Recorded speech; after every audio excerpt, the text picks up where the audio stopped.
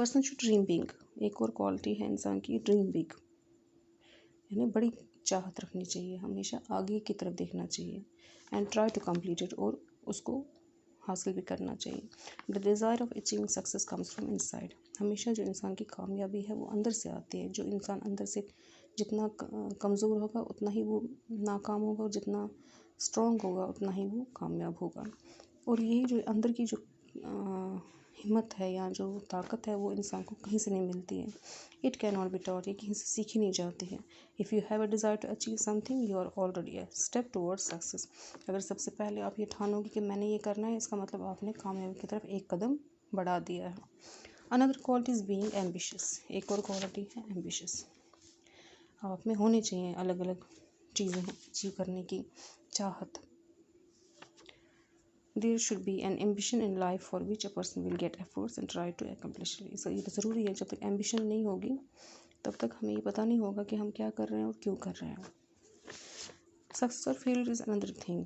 चाहे कामयाबी मिले चाहे नाकामी मिले वो तो अलग बात है, लेकिन इवन तो है पर्सन फेल्स, अगर इंसान नाकाम भी होता है, it is the guidance for better next try. तो ये उसके लिए एक मौका है कि वो अगली बार और अच्छी तरह से मेहनत कर सकें।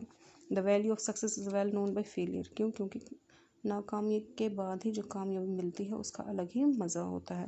Being successful is not only for fame but is also for satisfaction at a personal level.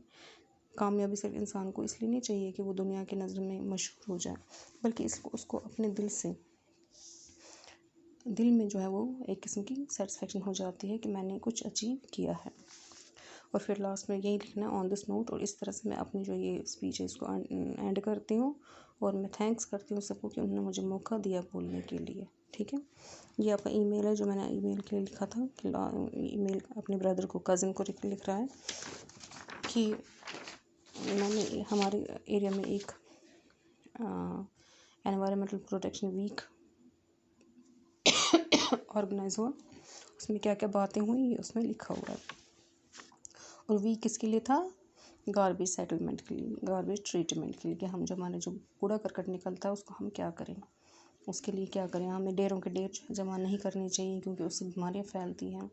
हमें डस्टबिन रखने चाहिए, और डस्टबिन जो है वो हर एक गली में होने चाहिए, बल्कि एक नहीं दो होने चाहिए, सूखा कूड़ा और गीला कूड़ा रखने के लिए। और उसके बाद जो है ये कूड़ा जो है कहीं ऐसी जगह पे डंप होना चाहिए जहाँ पे इसको फिर आगे जाके और हिस्से हो जाए, ताकि जो खुद ही सड़ता है उसको अलग रखें, और जिसको ग्रेडेबल करना पड़े उसको अलग रखना पड़े।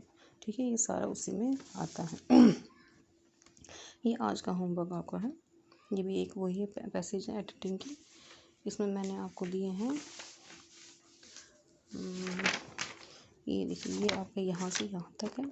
दूसरा ये एक डायलॉग है, इस डायलॉग को इन्होंने यहाँ पे पास्ट में लिया हुआ है। ठीक है, ये टेंस चेंज किया है। मान लो कि यहाँ पे करण बोल रहा है, करण सैड ये है। ठीक है, इसको आपने चेंज करना है इनडायरेक्ट में।